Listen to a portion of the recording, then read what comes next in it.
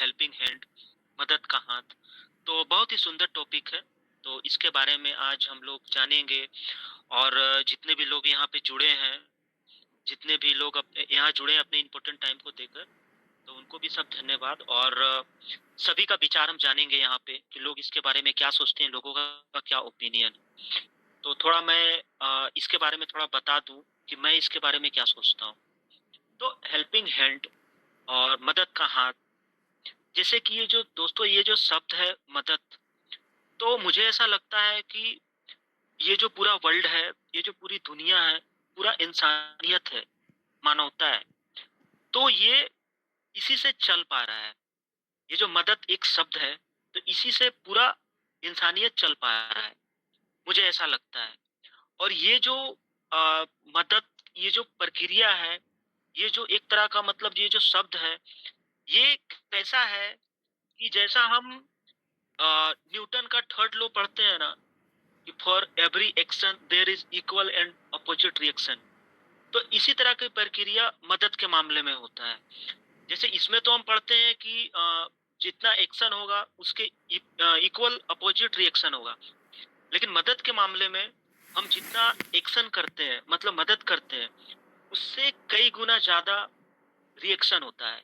मतलब एक हाथ अगर हम लोगों के आगे बढ़ाते हैं, तो 100 हाथ हमें मदद करने के लिए आगे बढ़ता है। तो और ये एक एथिक्स के रूप में भी अगर हम देखें और इंसानियत के रूप में भी देखें, तो ये वर्ल्ड को चलाने के लिए, इंसानियत को चलाने के लिए बहुत ही ज़रूरत है, बहुत ही ज़रूरी है। तो मैं इसमें कुछ बोलना चाहूँगा कि मतलब मेरे ओपिनियन क्या हैं। अभी मदद को अगर हम ध्यान दें, तो मदद बहुत तरह के होते हैं। पहला तो सबसे बड़ा ये होता है कि मतलब आर्थिक मदद, कि हम किसी को आर्थिक मदद कर पाएँ। दूसरा होता है कि हम किसी को कोई मेडिकल अगर इमरजेंसी में अगर किसी को हेल्प की आवश्यकता है, तो हम उसको मदद पहुँचाएँ। तीसरा हो गया कि हम किसी को इमोशनल, भावनात्मक मदद कर पाएँ। और चौथा जो मुझे लगता है कि हम किसी को एक सलाह, एक एडवाइस देके मदद कर पाएँ। तो मैं जो मैं बताना चाहूँगा कि ये जो आर्थिक मदद है, इसको जब आप किसी को भी आर्थिक मदद कर रहे हो, तो पहली चीज़ तो इसमें अपने आप में सक्षम होने की आवश्यकता है कि आप जब सक्षम हैं, तो आप दूसरे को मदद करेंगे। तो इसमें अगर ये मदद कोई भी लोग किसी को करना चाहते हैं, तो इसमें लोग पहले खुद सक्षम हो जाएँ, है ना? फिर दूसरों को मदद करें। और इसमें एक बात का ध्यान ज़रूर रखें कि आपका मदद सामने वाले इंसान को अ, आत्मनिर्भर बनाए, आपके ऊपर निर्भर ना बना दे। ये मदद करते समय, आर्थिक मदद करते समय ये ध्यान ज़रूर दें। और आपका ये आर्थिक मदद उसको उसके पैरों में खड़ा होने में मदद करे। तो इस तरह का मदद होना चाहिए।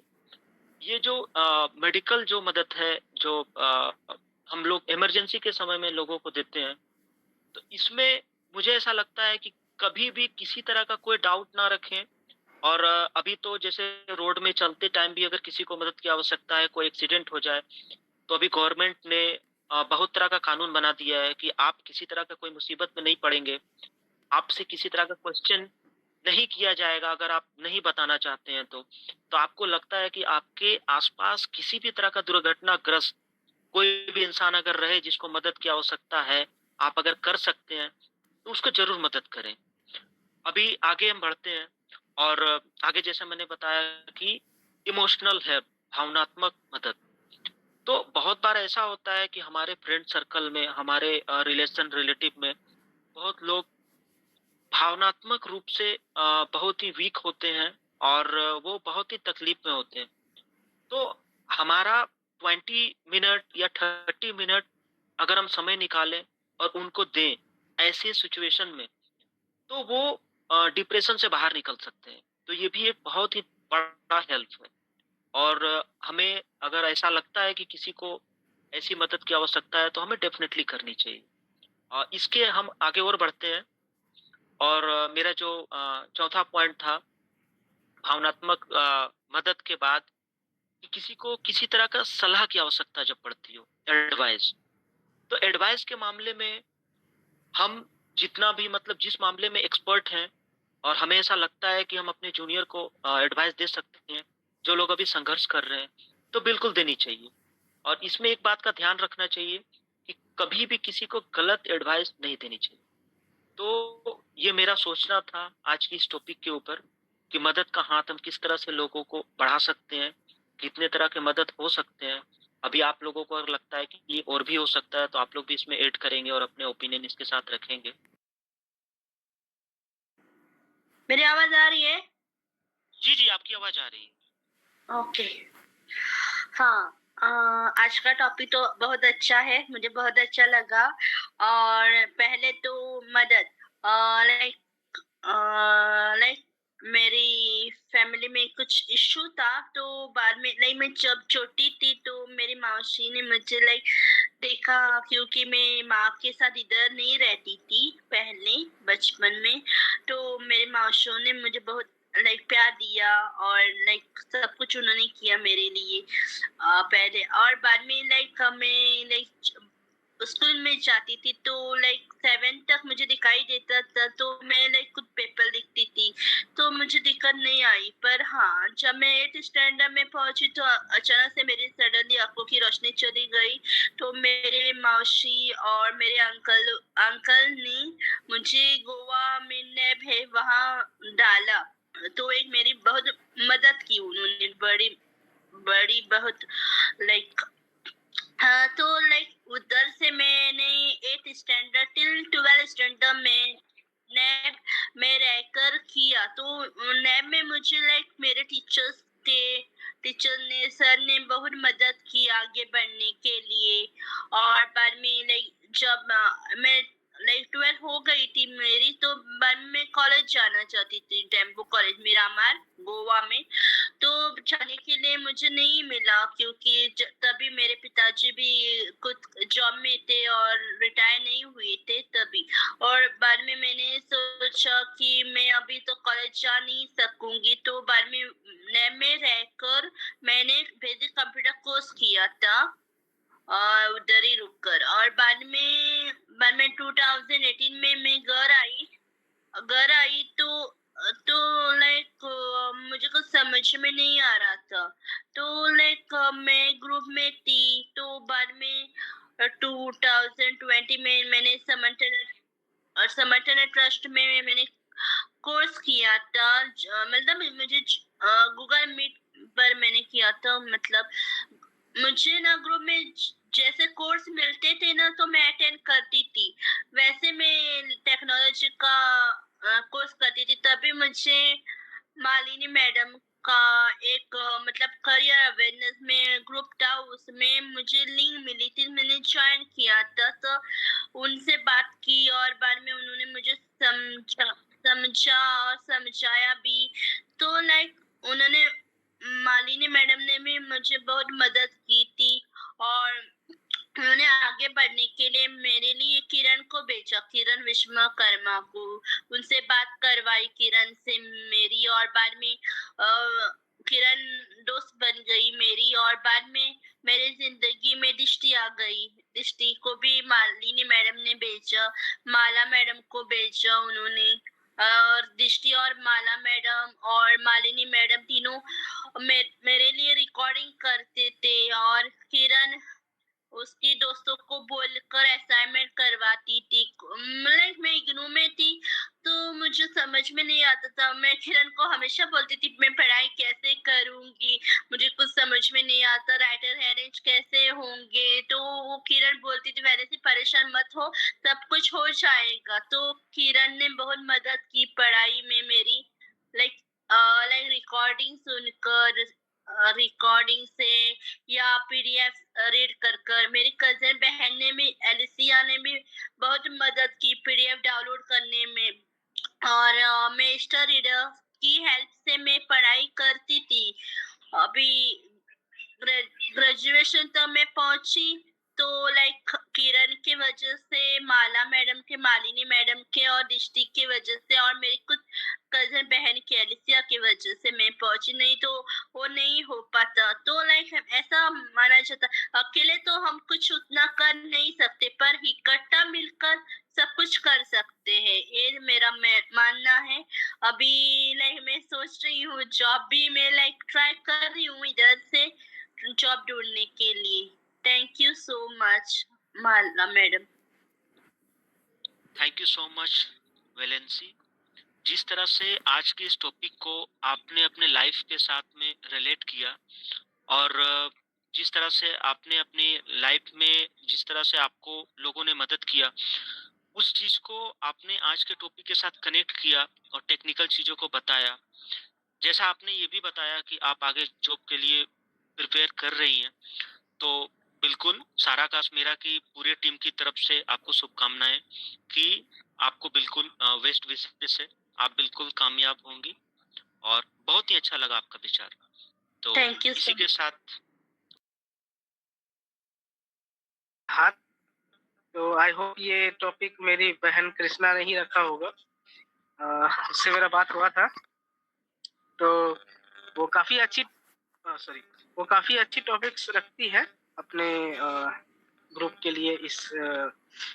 तो आज का जैसे टॉपिक है हेल्पिंग हैंड्स, तो मेरा ये मानना है कि जो भी ये संसार है या ये विश्व है या ब्रह्मांड है, सभी को एग्जिस्ट करते हैं, अर्थात कोऑपरेशन के साथ चलते हैं। इंडिपेंडेंट से अधिक हम लोग सब कोई इंटरडिपेंडेंट होते हैं।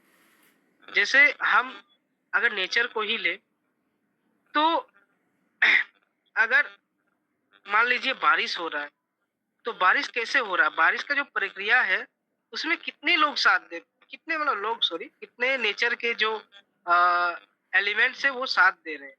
आप देखो तो समुद्र का पानी जो सूर्य की गर्मी है उससे इवेपोरेट होके बादल बनते हैं और फिर वो बारिश के रूप में बरसते हैं।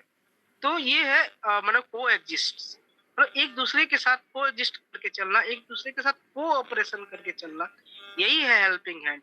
ये संसार, ये विश्व हमको सिखाता है कि हम इंडिपेंडेंट नहीं हो सकते, कभी भी हमेशा के लिए इंडिपेंडेंट नहीं हो सकते, इंटरडिपेंडेंट जरूर हो सकते हैं।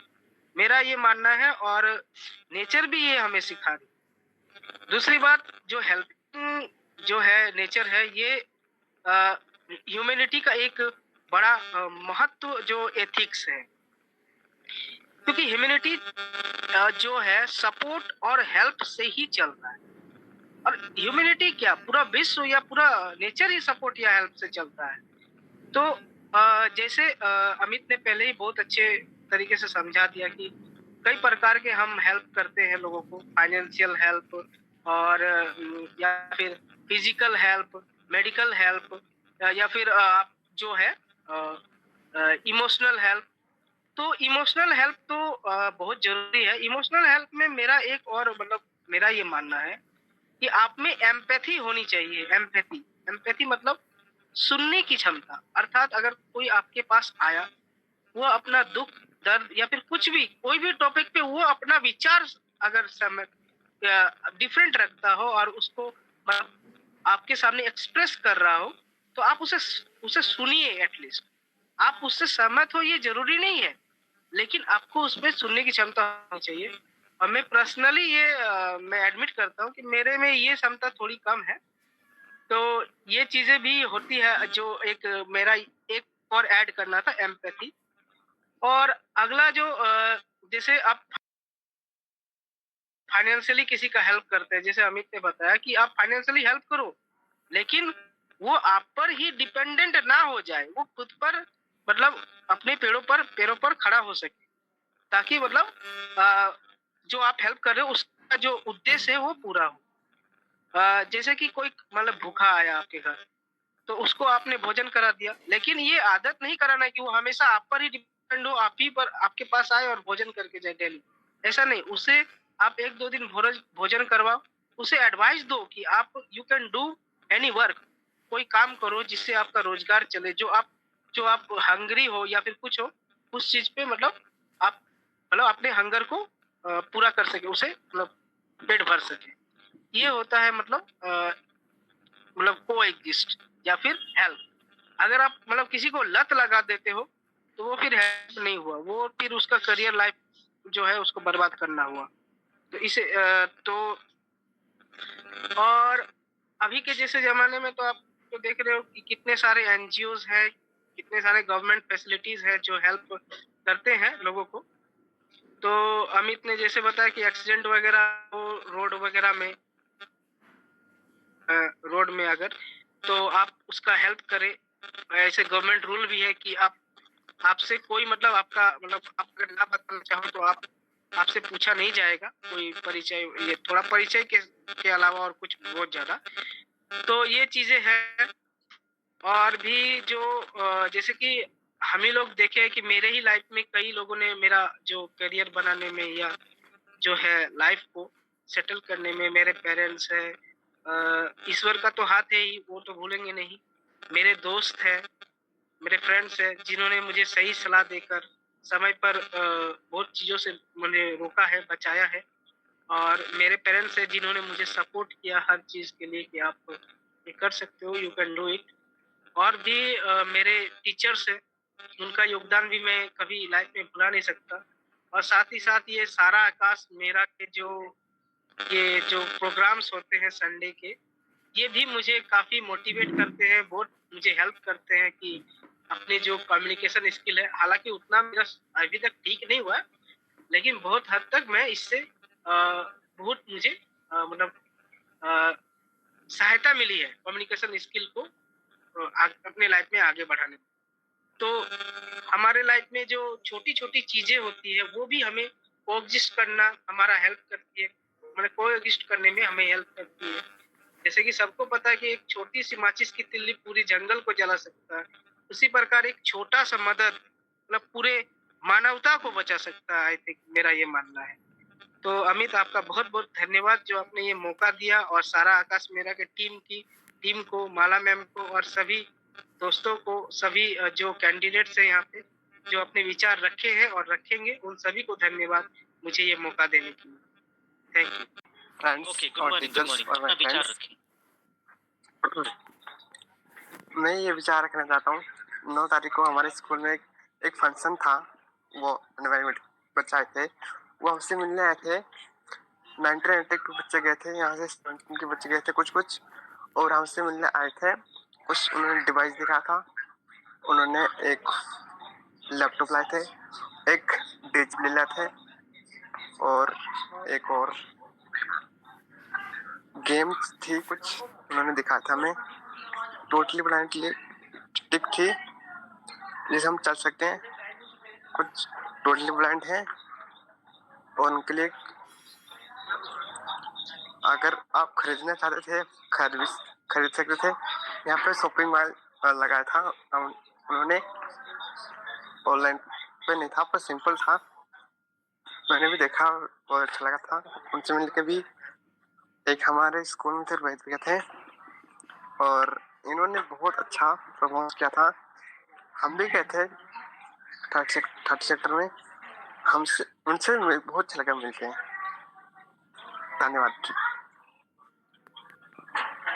अर्जुन कश्यप जी, जिस तरह से आपने आज के इस टॉपिक को मतलब लोग जो समाज के लिए काम करते हैं, और जैसा कि आपने ऐसे ही लोगों के साथ आपने मिला और आपका जो अनुभव रहा उसको आपने आज के इस टॉपिक के साथ कनेक्ट किया, तो ये बहुत ही अच्छा मतलब तरीका है और आपने इसके जरिए अपने विचार रखे, तो बहुत ही अच्छा लगा।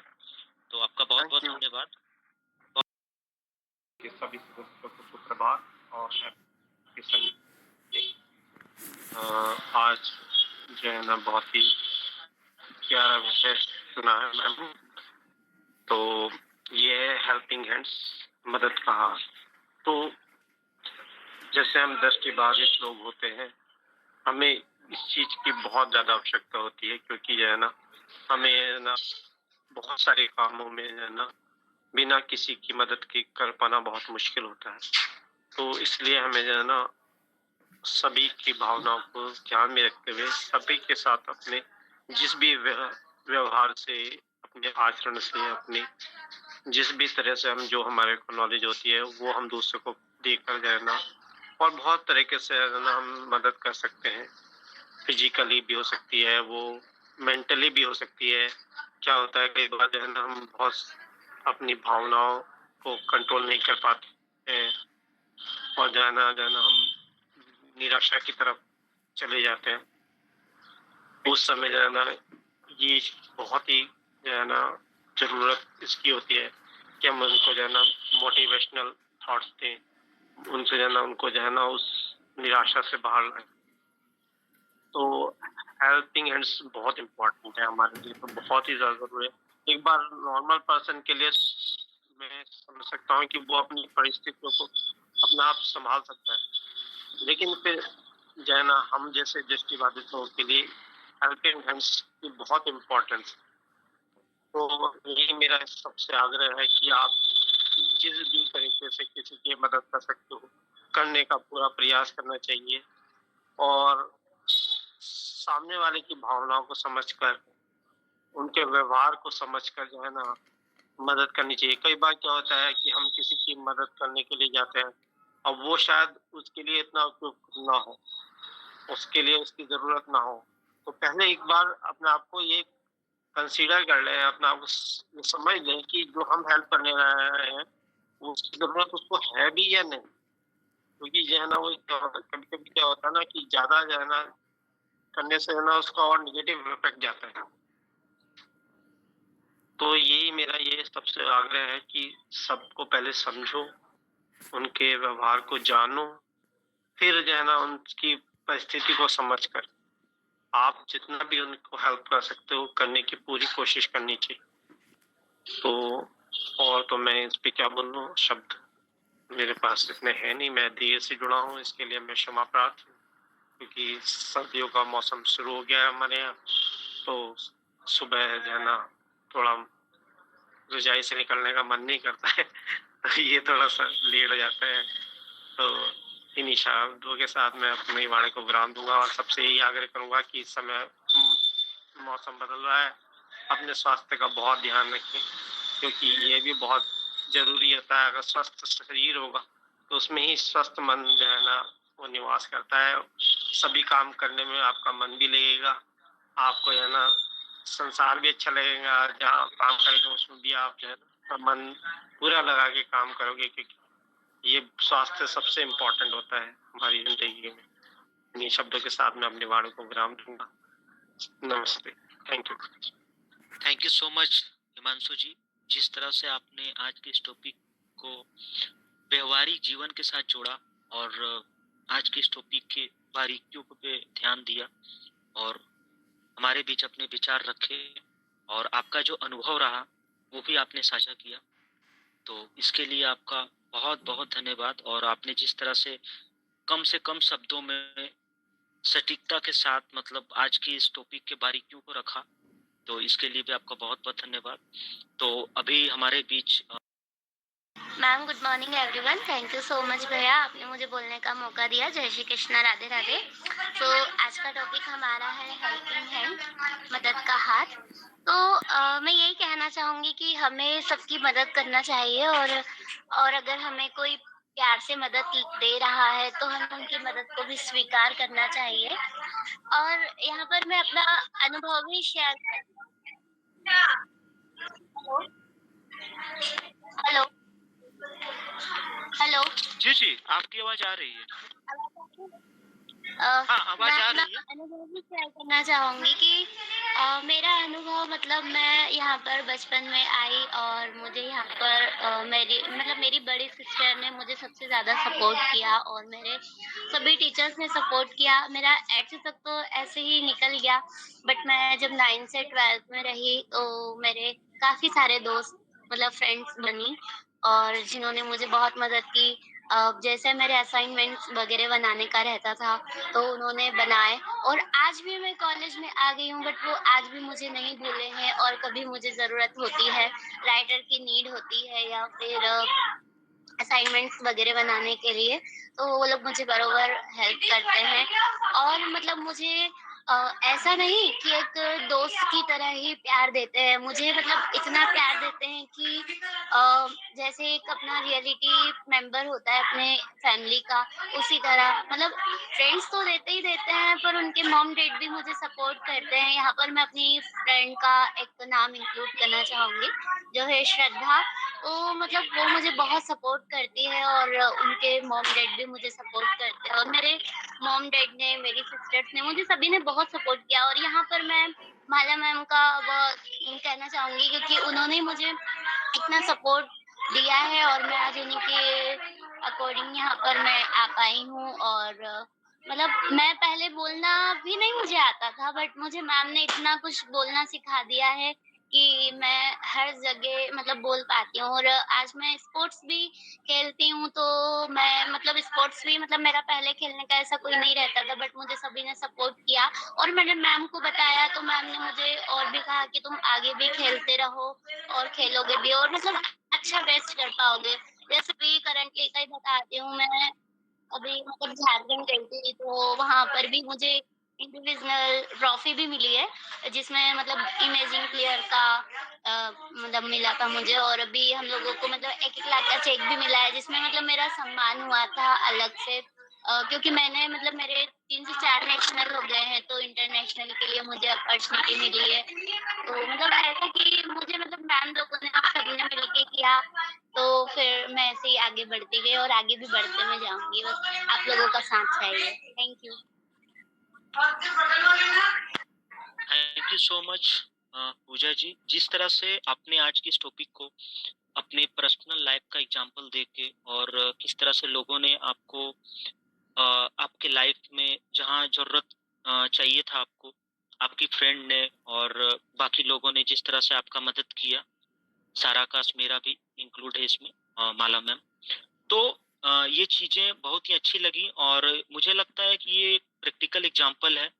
और जिस तरह से आपने बताया कि आपने स्पोर्ट्स के क्षेत्र में भी बहुत ही अच्छा किया है, तो बिल्कुल ये आपके बातों से लग रहा है और आपका जो कॉन्फिडेंस लेवल है उससे ये चीज़ समझ में आ रहा है। तो मैं साराकाश मेरा की पूरी टीम की ओर से आपको आपके उज्जवल भविष्य के लिए बहुत-बहुत शुभकामनाएँ देना चाहूँगा और मैं चाहूँगा कि आप स्पोर्ट्स के क्षेत्र में और भी आगे जाएँ और आपका जो भी सपना हो वो पूरा हो और आप एक विजुअली इम्पेयर्ड के क्षेत्र में नाम रोशन करें। तो आपके उज्जवल भविष्य के लिए आपको शुभकामनाएँ। So thank you so much आज के इस टॉपिक पे अपना विचार रखने के लिए और समय देने के लिए।